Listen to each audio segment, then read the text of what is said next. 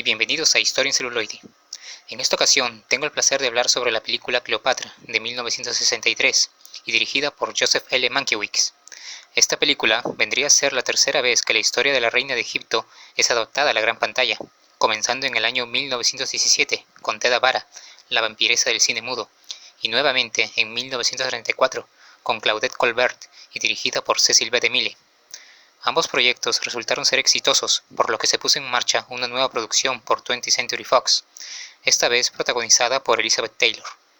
Sin embargo, la producción fue problemática desde el principio, ya que los costos de producción y el marketing no dejaban de incrementar, además de constantes cambios de locaciones y parte del elenco original siendo reemplazado.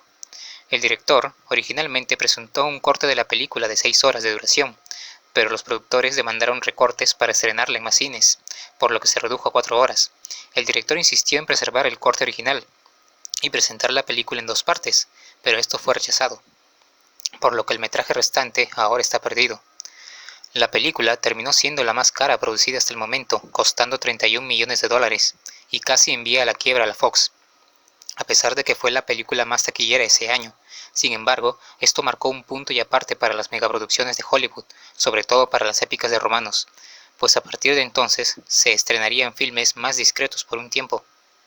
La película comienza en el 48 a.C., con la derrota de Pompeyo el Magno a manos de Julio César en la batalla de Farsalia. Pompeyo huye a Egipto en busca de aliados. Persiguiéndolo, Cayo Julio César llega a Alejandría con un pequeño destacamento militar. En Egipto, el eunuco del faraón Ptolomeo XIII, Potino, le presenta la cabeza decapitada de Pompeyo a César, quien se irrita al ver el indigno final de su otrora rival, y luego se ve envuelto en un conflicto dinástico.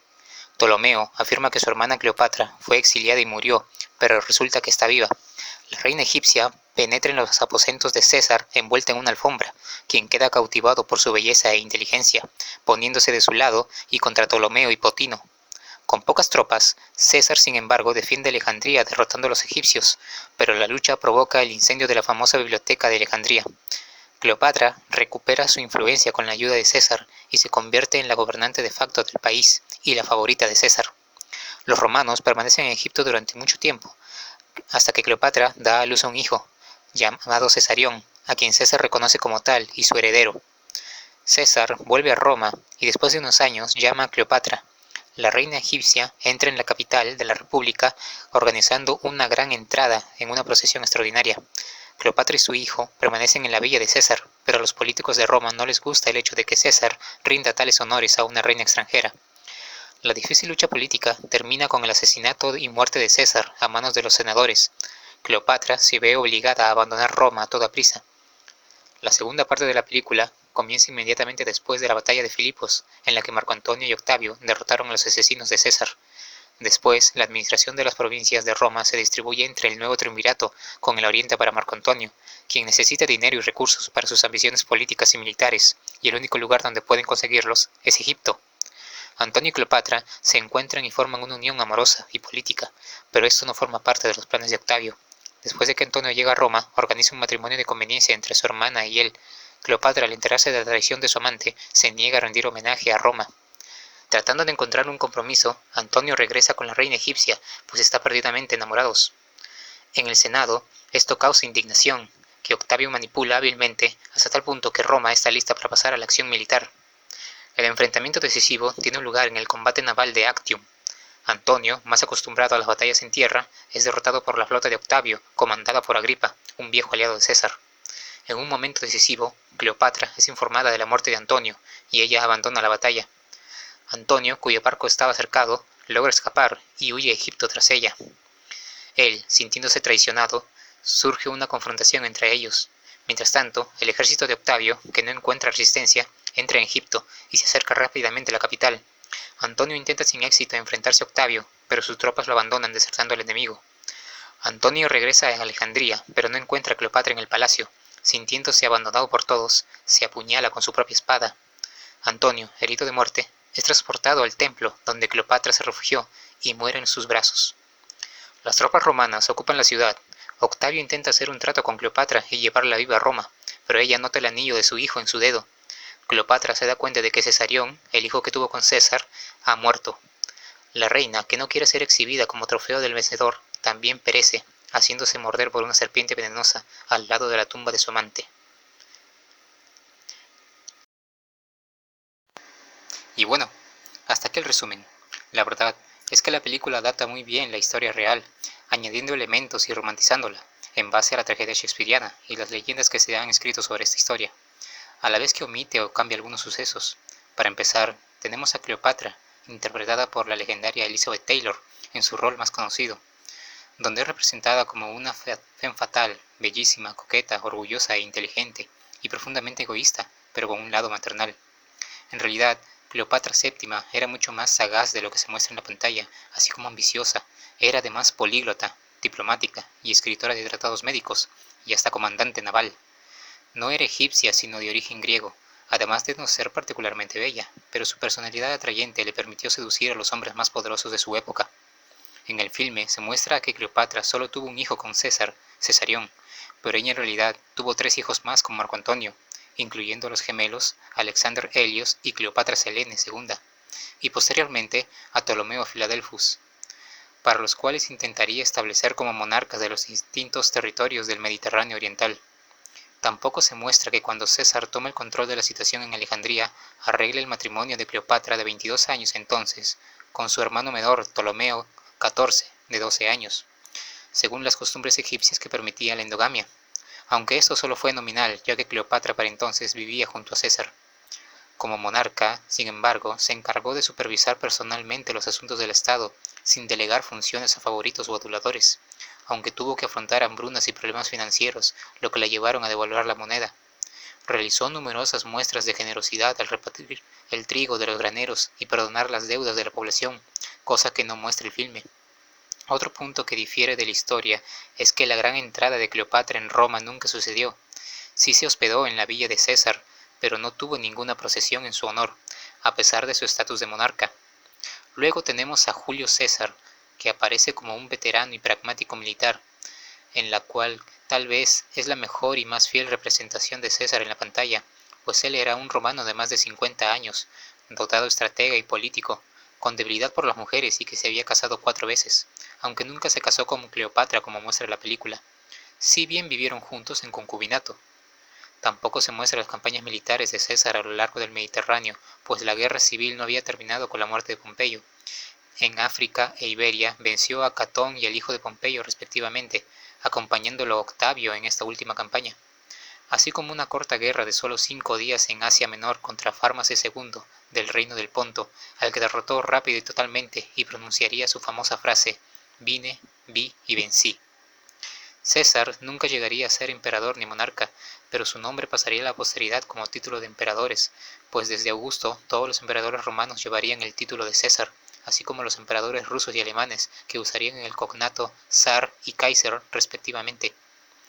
Luego tenemos a Marco Antonio, donde de nuevo aciertan mostrándolo como un apasionado general, amante de la vida y las grandes ambiciones.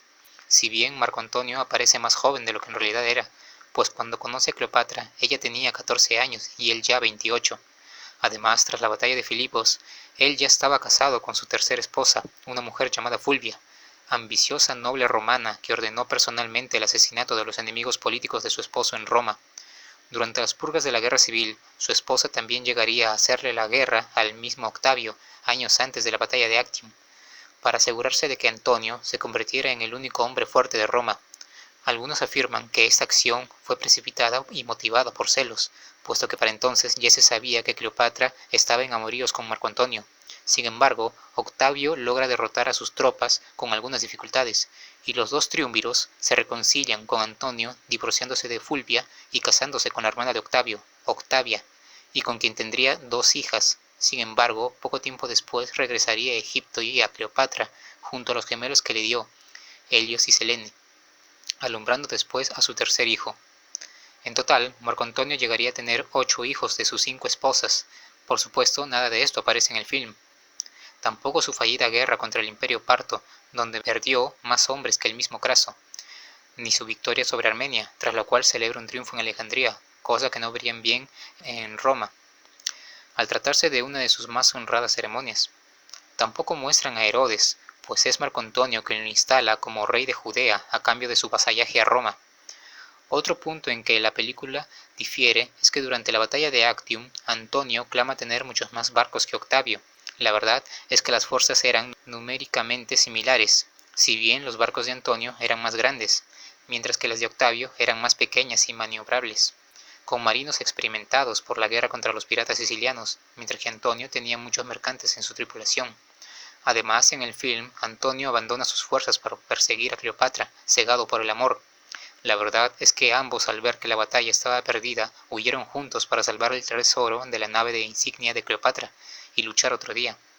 Además de que Antonio sí llega a presentar batalla en tierra a las fuerzas de Octavio dirigidas por uno de sus generales, pero es derrotado y se retira a Alejandría, donde posteriormente se suicidaría junto con Cleopatra. En cuanto a Octavio, es en su persona donde la cinta se toma más libertades, pues es retratado como un taimado joven y envidioso de la fama de Marco Antonio, quien siempre había tenido una actitud altiva hacia Octavio. En realidad, Octavio era un hombre extremadamente perspicaz, que sabía qué más cruzar en el momento indicado, siendo inflexible en su sentido de principios y justicia, si bien siempre había tenido una salud frágil y empezó sin más arma que la intriga al inicio de su carrera, además del hecho de ser el heredero de César. Era un político incomparablemente hábil, más sagaz que el mismo César, pues logró adherir a los veteranos de Julio César a su causa y poner al Senado en contra de los asesinos de César. Se asoció con Lépido y Antonio para derrotarlos, luego se quedaría en Roma, donde tendría que lidiar primero con la rebelión de Fulvia y luego con el último de los hijos de Pompeyo, Sexto Pompeyo, y su flota de piratas acantonados en Sicilia, al que terminaría derrotando gracias al comando naval de su amigo de la infancia y mejor colaborador, Agripa. Y es que en realidad Marco Vipsanio Agripa no era de una edad cercana a la de César como muestra el filme, sino casi de la misma edad de Augusto, que inició su carrera política a los 19 años, siguiendo desde entonces a Augusto. Podía llegar a ser despiadado, purgando a sus enemigos políticos sin miramientos, pero al mismo tiempo sus muestras de generosidad y observación de las buenas costumbres romanas le valieron el apoyo de la oligarquía. Para cuando inició la última guerra civil contra Antonio, ya estaba casado con Livia, a quien conoció estando ella casada y embarazada de un noble romano llamado Claudiano. Livia era considerada la mujer más bella de Roma y se volvería su más confiable consejera, siendo a veces influenciado por esta, lo que explicaría que no cayese bajo los encantos de Cleopatra. Tras el combate de Actium, perdonó a los romanos capturados, lo que motivó a muchos de los seguidores cercanos a Antonio a pasarse a su bando, cosa que Octavio ya tenía calculado. Al verse a sí mismo como el único vencedor, se planteó devolver el poder al Senado, pero al discutirlo con sus consejeros, llegó a la conclusión de que esto sería como entregar un cuchillo a un niño o a un loco, por lo que para mantener la ilusión de república se hizo elegir para todos los cargos públicos importantes, asumiendo además el título de Vicente de Augusto y Princeps, primer ciudadano, mas nunca el de rey. Iniciaría así el Principado o Alto Imperio, época de Roma en la que gobernaría un periodo conocido como la Paz Romana. Y bueno, hasta aquí el video de hoy. Si conocen algún otro dato interesante sobre esta película, háganmelo saber en los comentarios. Esto es Historia en Celuloide y hasta el próximo video.